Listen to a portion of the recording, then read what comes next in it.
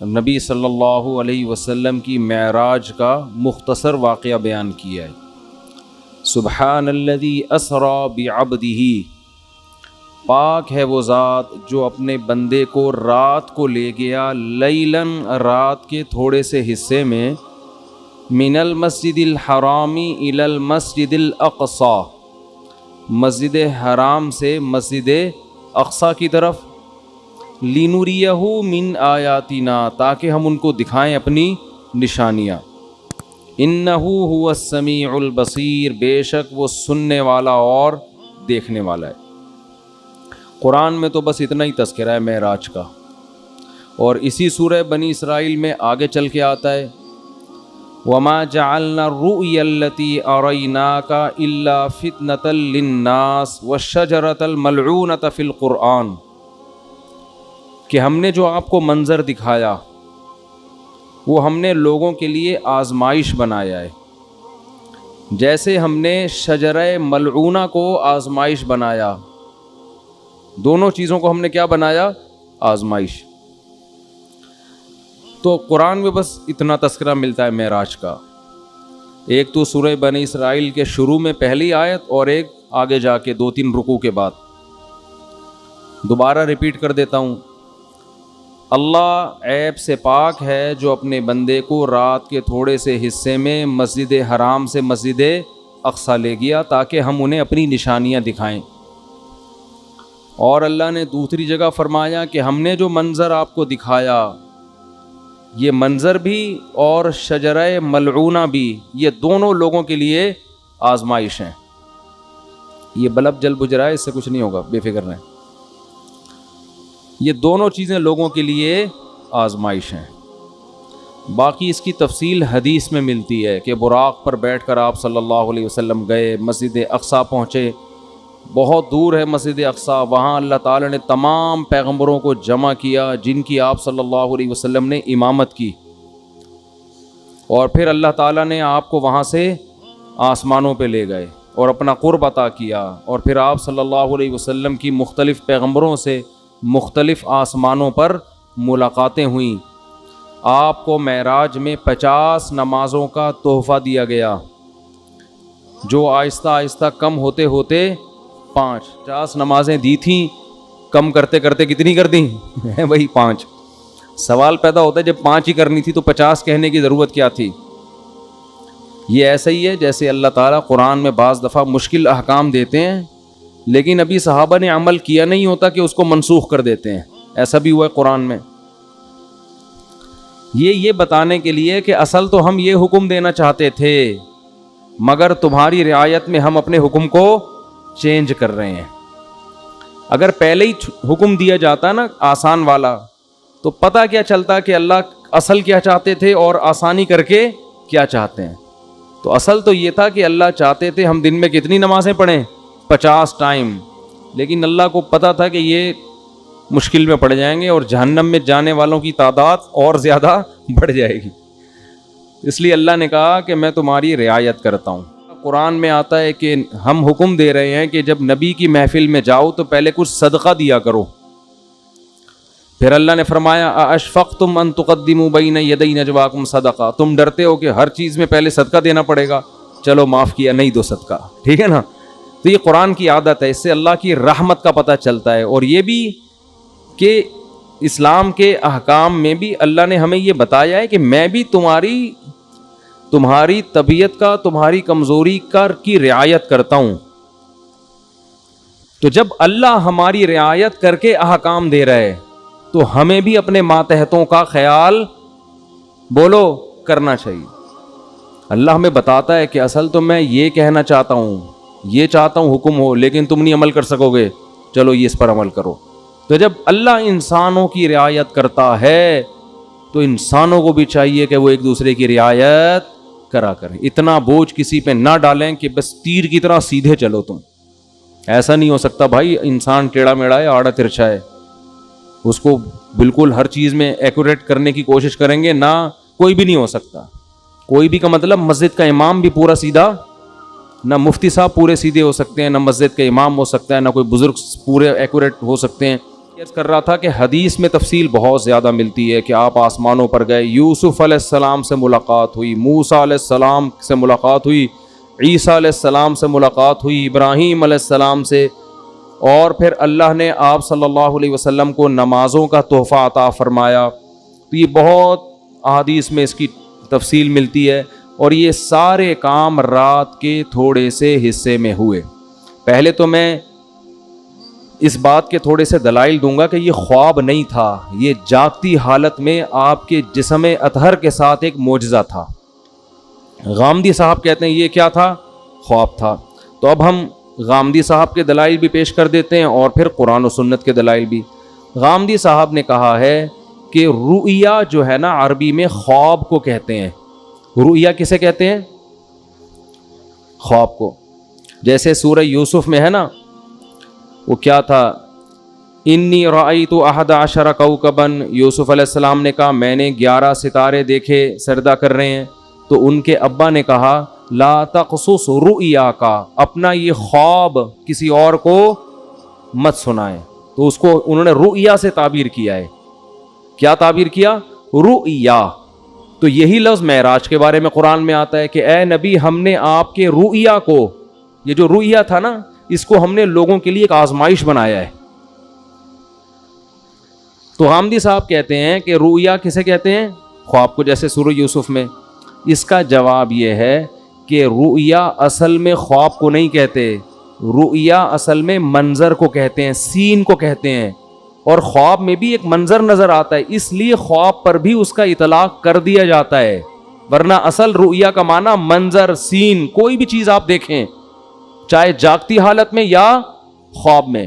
کیونکہ رؤیا کا لفظ نکلا ہے رؤیت سے، رؤیت دیکھنے کو کہتے ہیں. آپ نے دیکھا نہیں رؤیت ہلال، تو کیا یہ خواب میں دیکھا جا رہا ہوتا ہے ہلال کمیٹی ہے بھائی؟ جب جاگتی حالت میں دیکھ کے اتنے اختلاف ہو رہے ہیں تو خواب میں دیکھ کے پتہ نہیں کیا ہو جائے گا، 6 عیدیں ہوں گی پھر تو یہ جاگتی حالت میں ان آنکھوں کے ساتھ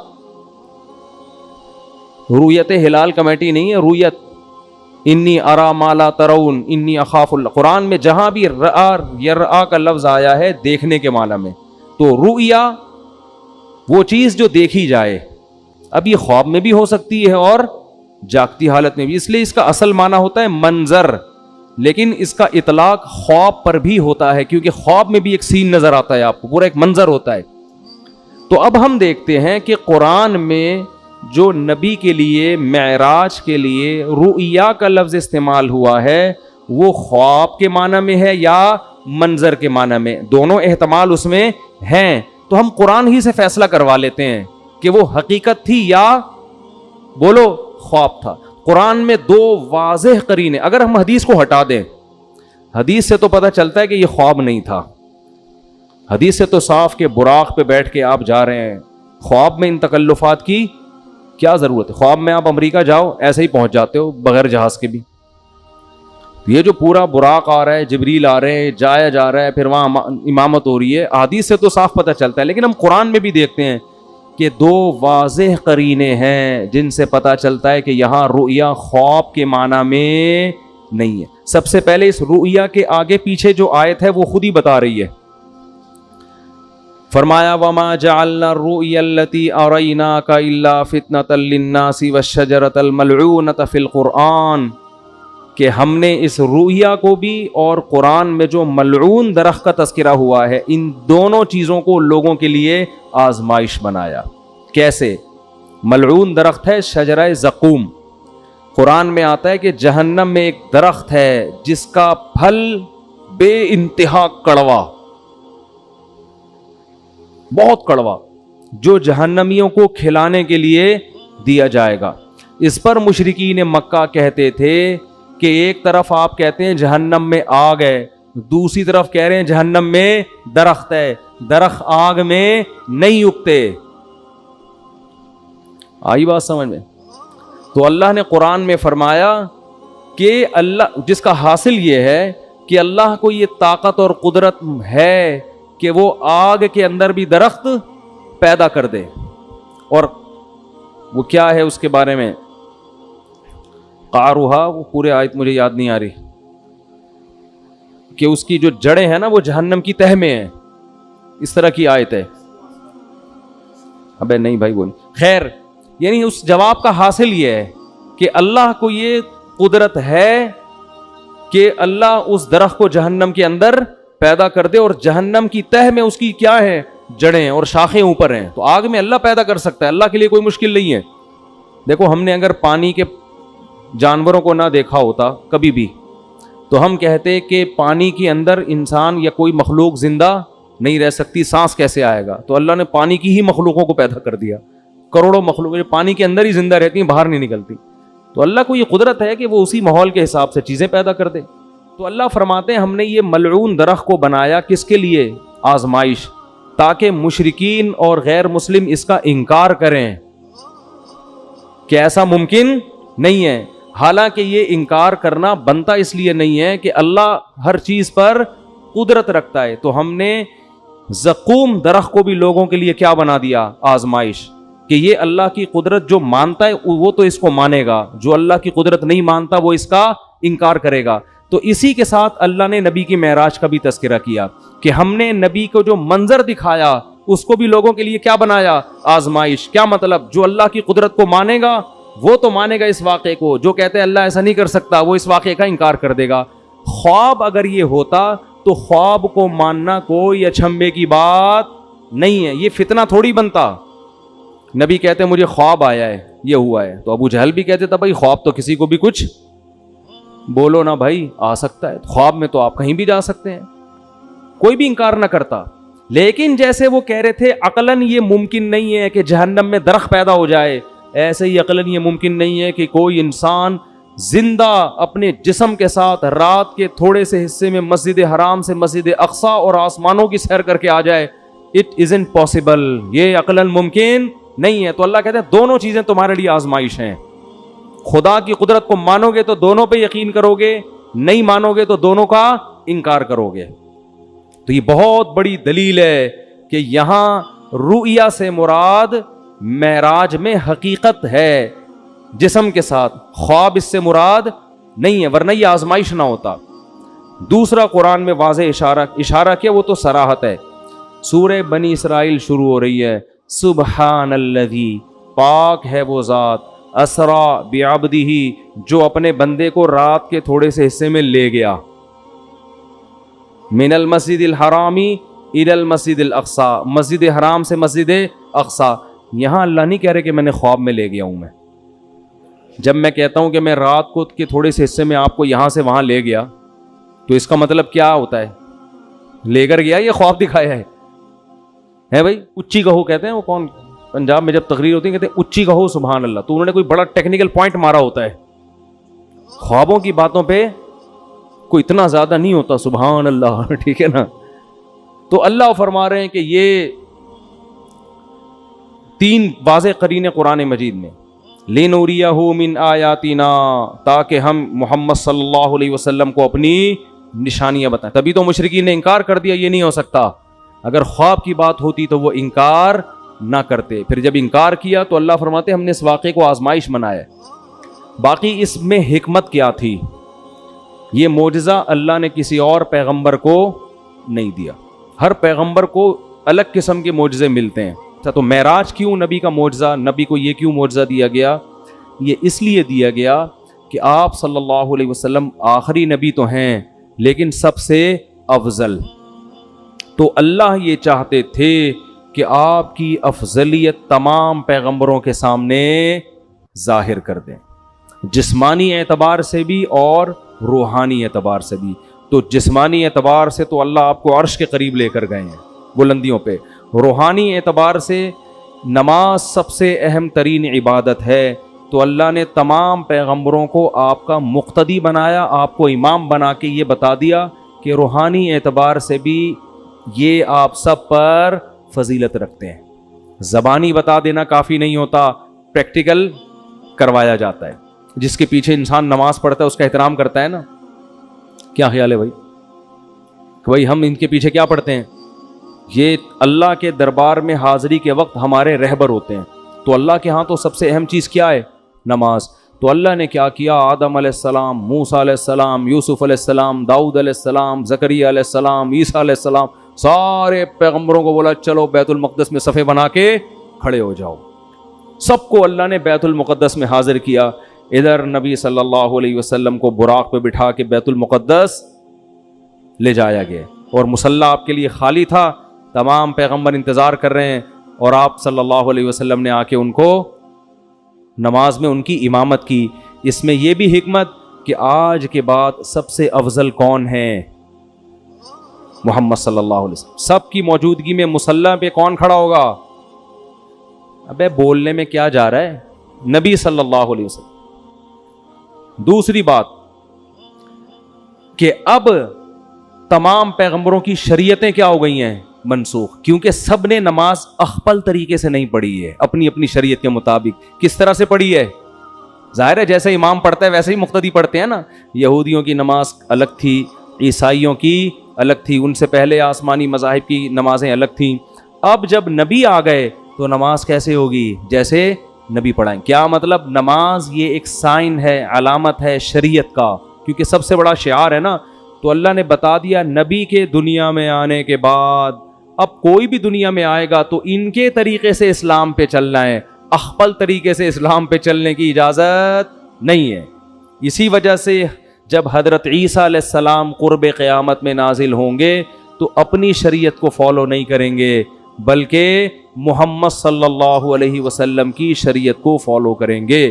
جب نازل ہوں گے نا دمشق کی مسجد میں تو امام مہدی مصلی پہ کھڑے ہوں گے نماز پڑھانے کے لیے. تو حضرت عیسیٰ جب آسمانوں سے نیچے اتریں گے تو حضرت مہدی ان کے لیے مصلی خالی کریں گے کہ آپ نماز پڑھائیں. وہ کہیں گے نا نا نا نا، اس کام کے لیے اللہ نے اس امت کو منتخب کیا ہے.